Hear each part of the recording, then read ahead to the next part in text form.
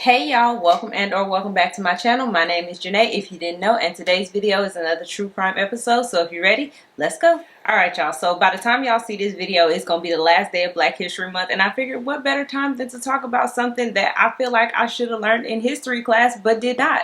And I don't understand why, because quite frankly, as quiet as it's kept, Black history is American history and we should be taught throughout the year. But that's neither here nor there. Since I didn't learn about it in school, I figured that there were other people out here who didn't learn about it in school either. And I feel like it's an important thing to, I feel like it's something important that we need to talk about, because at the end of the day, like I said, as quiet as it's kept, Black history is American history, and we was in all the wars. We was fighting right alongside these folks. So why we not talked about, I don't know, and I don't understand. But anyways, I'm gonna stop rambling and stop talking about what I didn't learn in history class, because now I know about it. I'm gonna tell y'all about it. So anyways, let's just go ahead and get right into the story. We are going to be talking about the Ocoee Massacre of 1920, and y'all, it's messed up. So let's just get into it. So like I said, we was going to be talking about a place called Ocoee, and that is in Central Florida, located about 30 minutes, I want to say, outside of Orlando.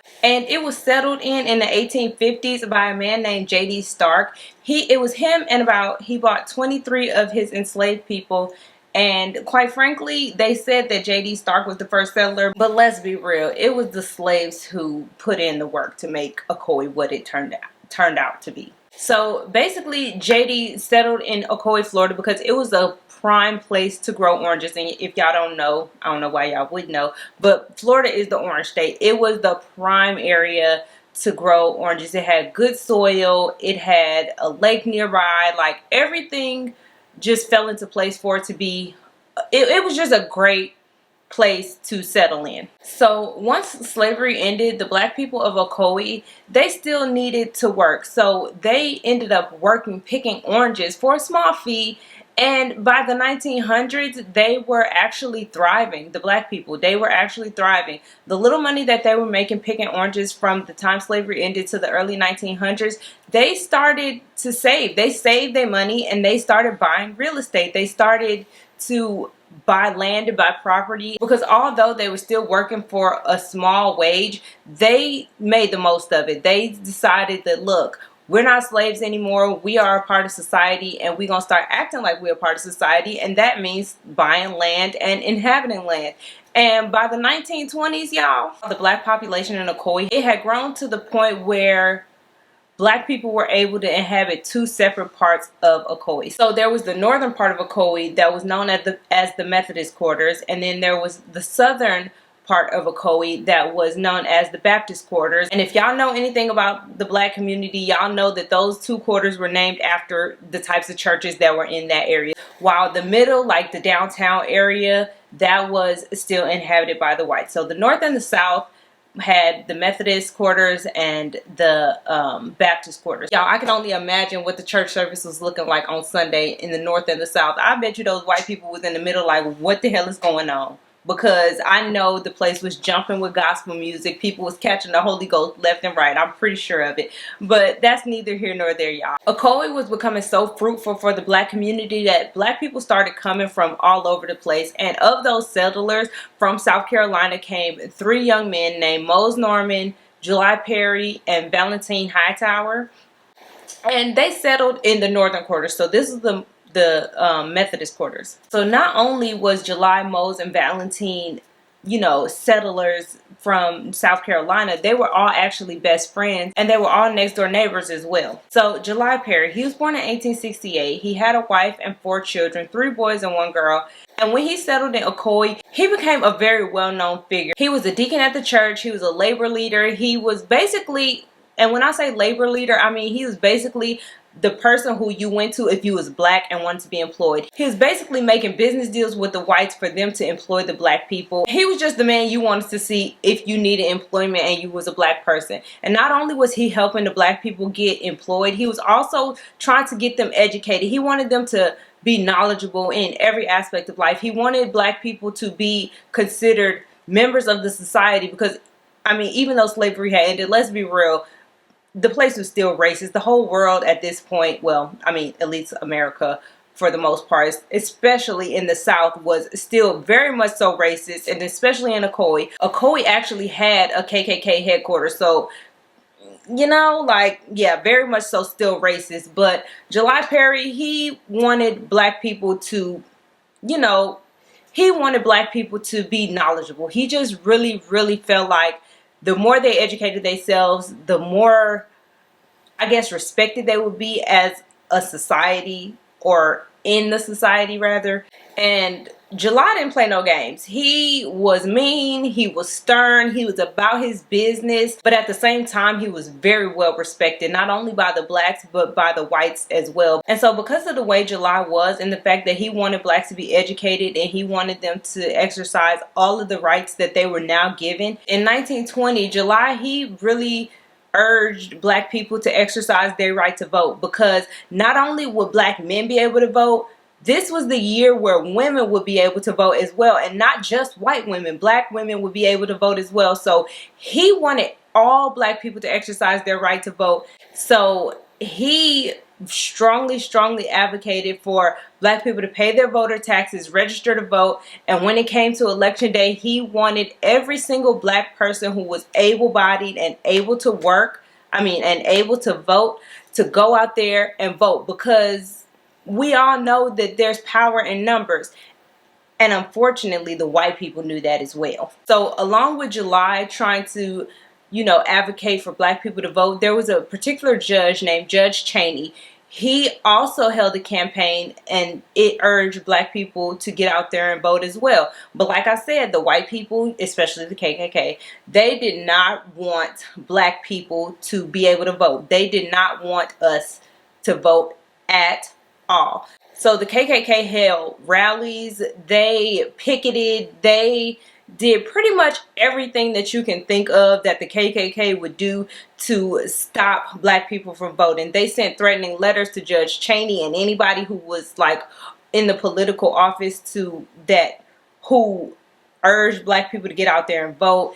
They rode around in the middle of the night in the northern and southern quarters, where the black people lived, with megaphones saying, y'all better not vote, y'all are not to vote, don't come down there on election day, you will have dire consequences. Like, they was pulling out all the stops to get black people to sit their ass at home and not use the voice that they were given to vote. So the election of 1920, this was a really big one for everybody, really. So the blacks wanted the Republican Party to win because, quite frankly, at that time they had our best, our best interest at heart. They say that, but do they really?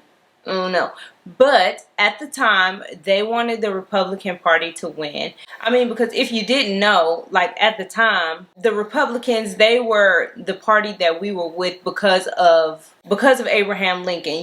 He was the one who abolished slavery and did all of that stuff. So, and he was a Republican. So the black people were still going with the Republican Party. They had our best interest again at heart.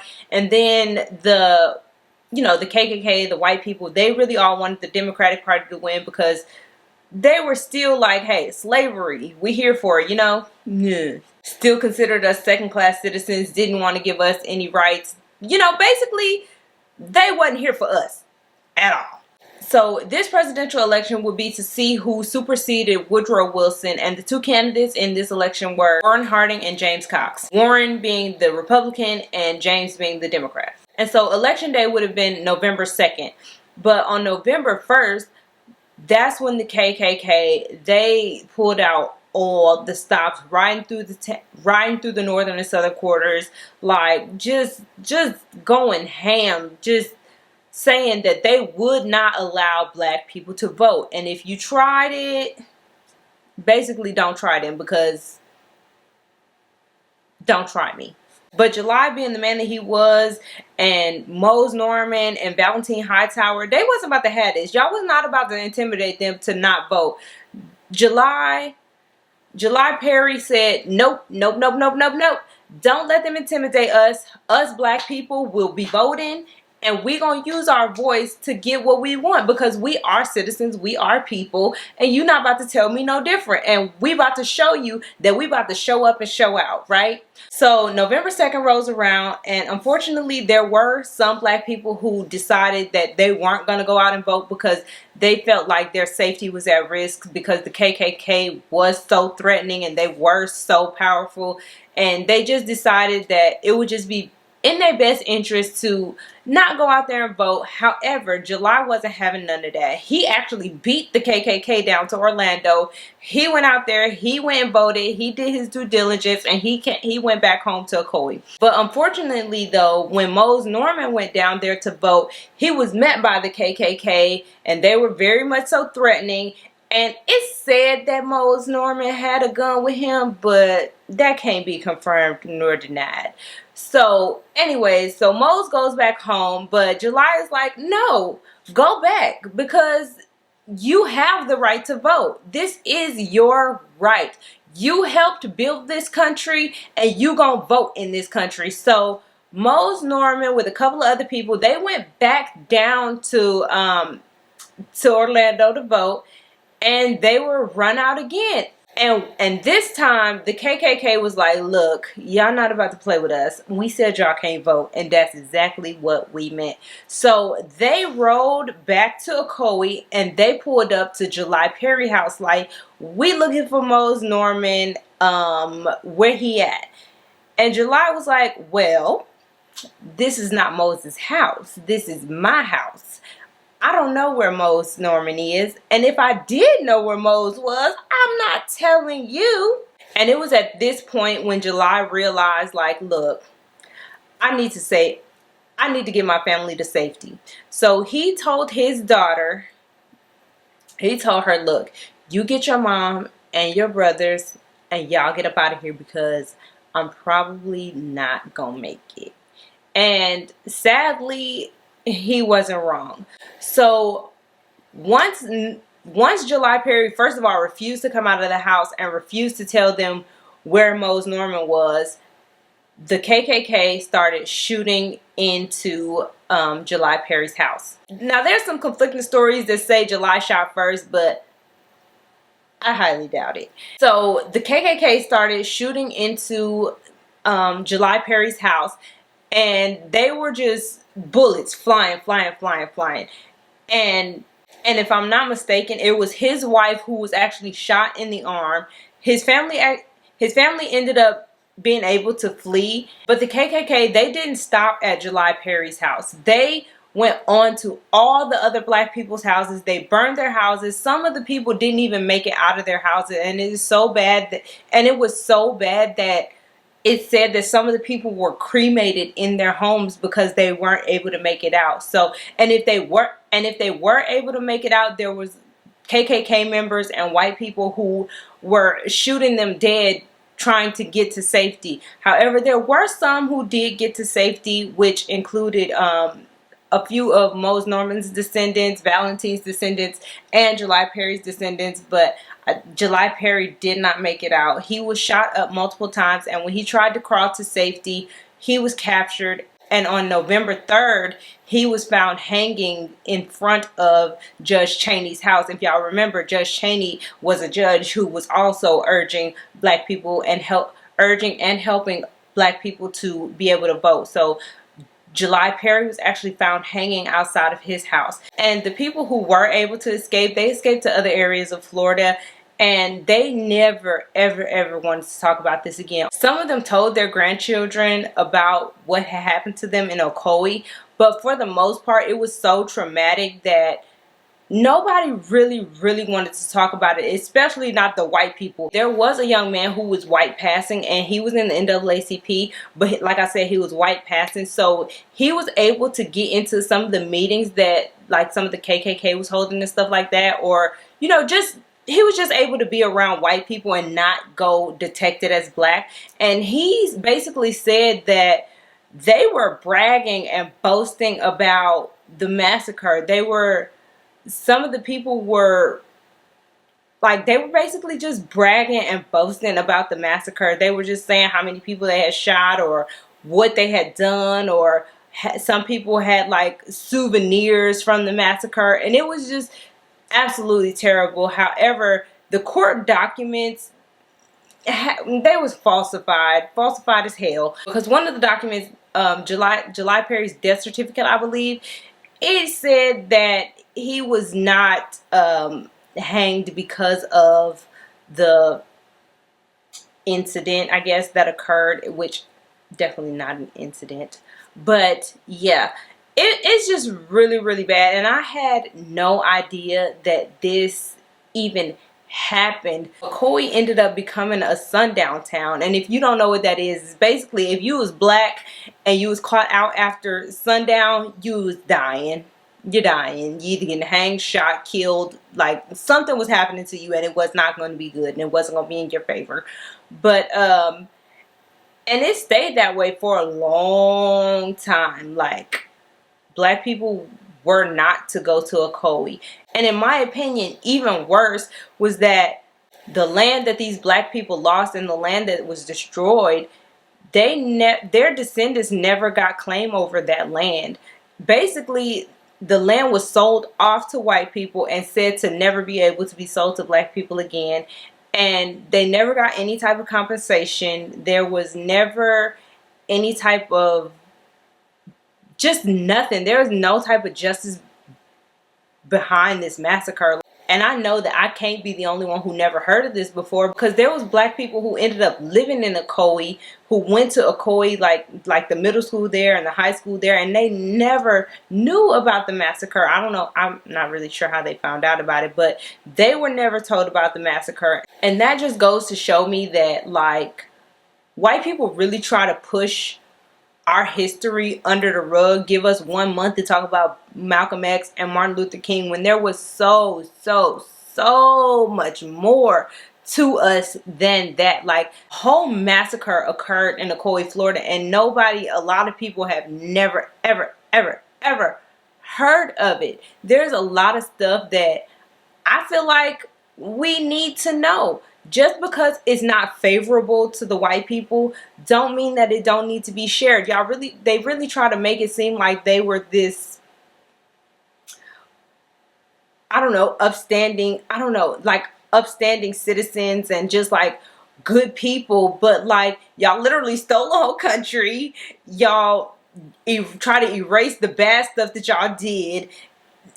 I'm not saying all white people, but white people have a history of being bad people, right? Like, let's just be honest. White people have a history of being bad people. It seems like it might be getting a little bit better today, but not really.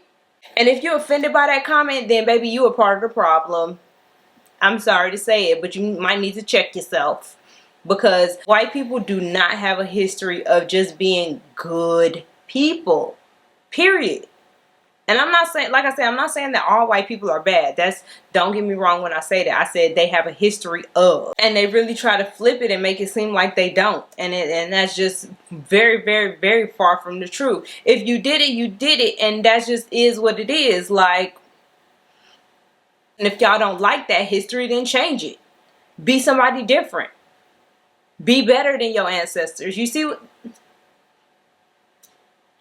that's all I'm saying. But there is really so much more to the Ocoee Massacre story that I did not cover in this video. But if you want to hear more about the Ocoee Massacre, you can Google it. You can type it in on YouTube. There's a documentary about it. There's podcasts about it. Like, there's so much stuff. And if I can, I'll link that I used as research for this video in the description box so that y'all can go learn more about it. But yeah, that is all I have for this video. Let me know if y'all heard about this story or if y'all knew about the Ocoee Massacre in the comments, because like I said, I had no idea that this even happened, and it's absolutely terrible. But anyways, but yeah, that is all that I have for this video. Thank you so very much for watching. Happy Black History Month. I love you all. Thank you so very much for watching. I have a playlist right here, true crime content. You can subscribe over here. And yeah, I thank you so very much for watching, and I will see you all in the next one.